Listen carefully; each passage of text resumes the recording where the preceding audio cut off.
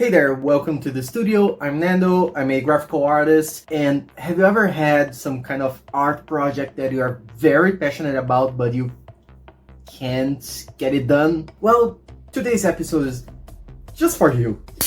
Alright, let me know if this story sounds familiar. There's this kid who loved art and creativity from an early age, so he or she or they, whatever, dedicated a lot of time and passion and soul into a craft, and it pays off. They learned, they got better, and as he or she grew older, they started to dream of actually doing something. Not just create the occasional work of art, but do their own comic book, maybe a music album, create their own video game. All they need to do is start their own art journey. And then the child grows older and they start working on their big passion project. The first day is a rush, as if your soul was burning brighter than ever, pouring to pages and notes and words and intentions. Then the second day, a bit less, but okay, that's normal. Then you have some gap days because of something you need to do, and then a new video game came out, so now it's weeks. And then you realize it's been months. Your passion project is derelict, hollow, the inspiration is gone. It feels pointless to start over. Maybe you can try better next time. But then this cycle repeats over and over and over, and inspiration turns into frustration against yourself because you know you can do great things. You have the skill. You just lack the discipline to get it done. And yep, that's normal. I'd even risk to state that the vast majority of artists are or were like that at some point. And if that's your case, don't worry, I don't think there's anything wrong with you. I just think that most people are very unprepared to take initiative and actually envision something and make it true. It's not something that we learn from schools. I used it to be like that, and I'd like to believe that I found my own way to overcome that. And since then, I've been on Artists Alleys. I got my first zine done, my second one is also done, and my art career kind of took off, even though I'm still very far from being an art influencer, even though that's not actually my goal. So today, let's talk about how to get stuff done. By the way, you're watching me paint the cover art for my second zine, which is called Paraphobia.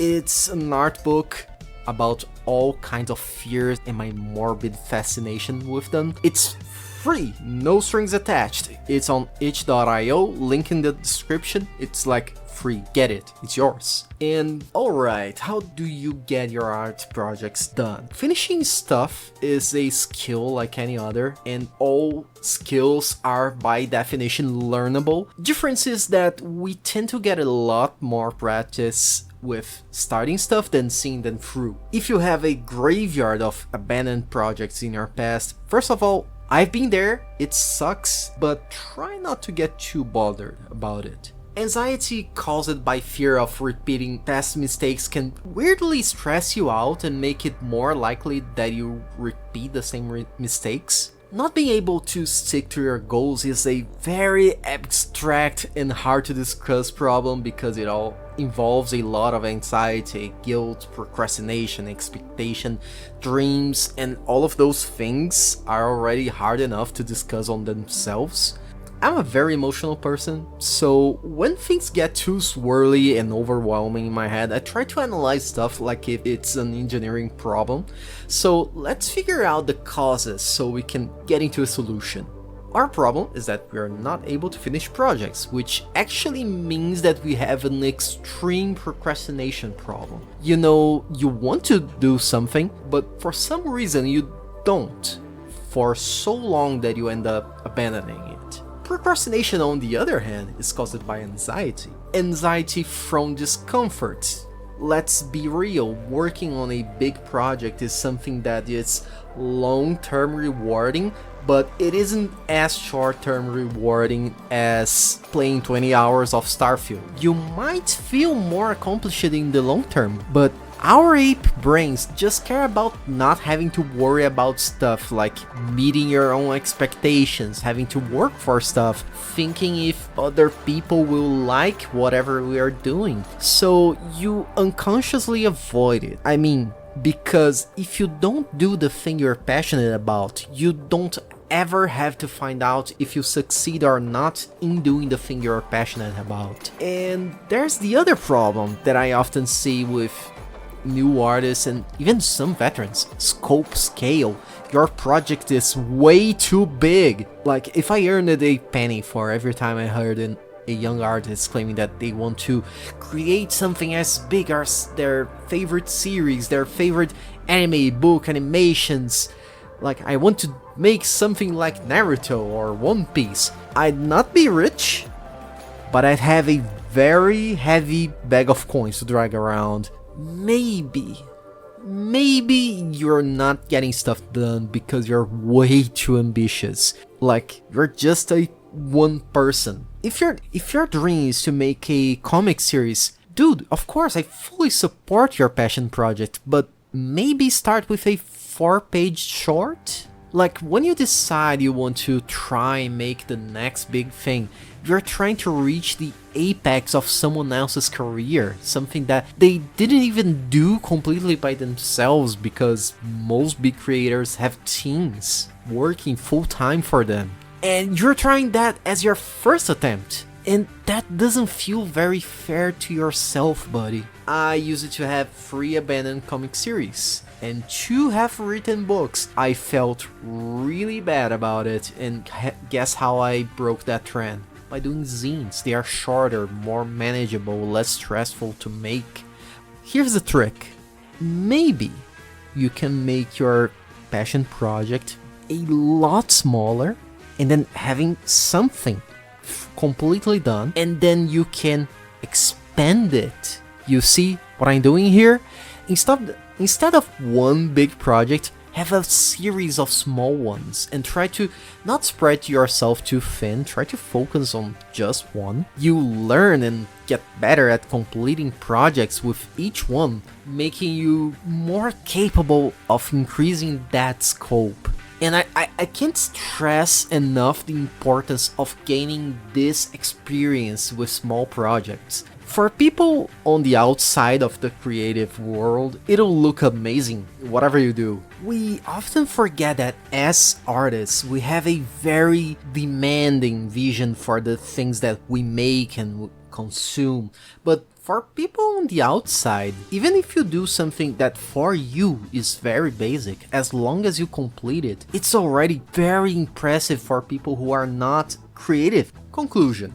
So we have 3 problems. Anxiety from having to work hard on something, anxiety from the possibility of failure, and scope, because having a kaiju-sized project is like throwing gasoline to your anxiety barbecue.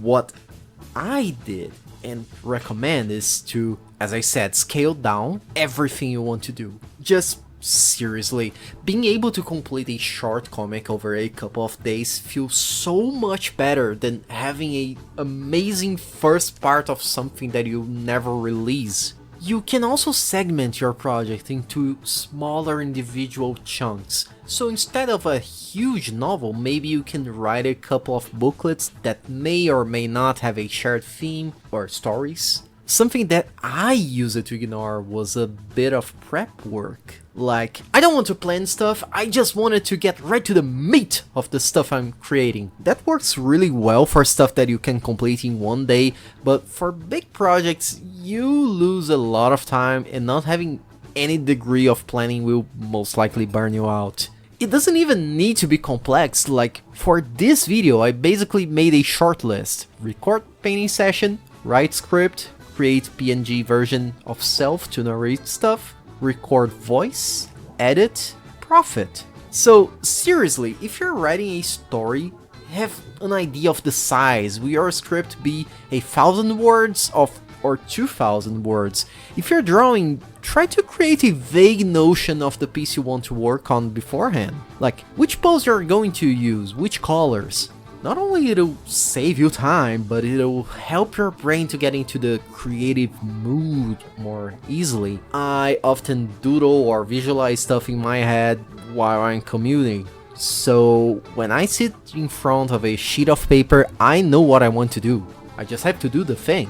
As you pile up experience and stuff you can show to people, it'll get easier to get into the mood to create. And you'll be more efficient at that.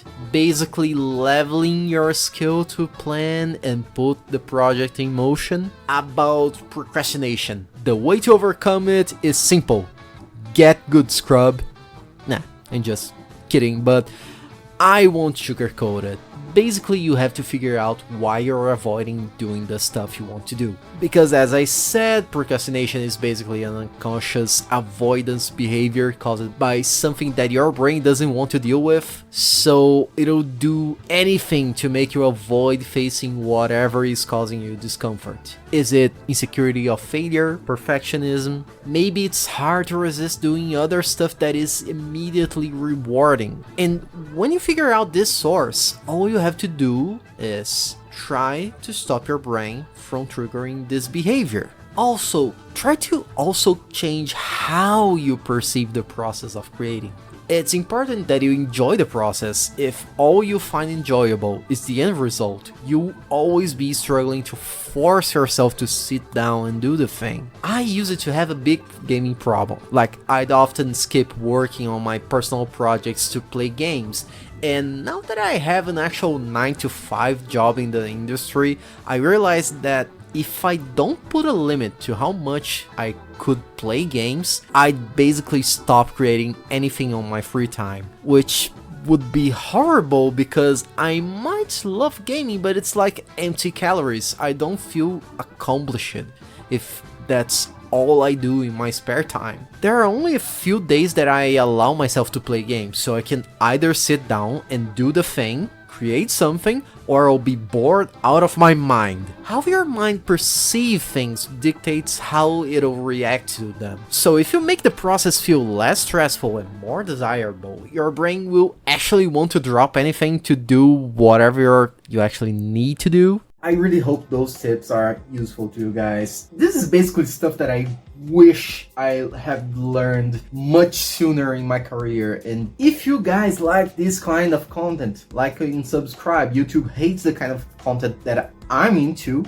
So I need you guys' help to brute force my way into the algorithm. And if you are interested, I have a new zine out. It's free. You can download whatever. It's basically an art book that I made with actual paintings about phobias and fears. It's really cool. I'm very proud of it. You see those QR codes? Those are little surprises of each theme. This is Paraphobia. It's basically the fear of the number 13, and yes, this is real. This exists. And it was kind of a bitch to do research about. Each QR code is stuff that I found online that I found very interesting, useful, sometimes funny, sometimes morbid about each fear. And it's kind of a neat little surprise, each one of that you can just scan with your cell phone. And I see you guys next time. See ya.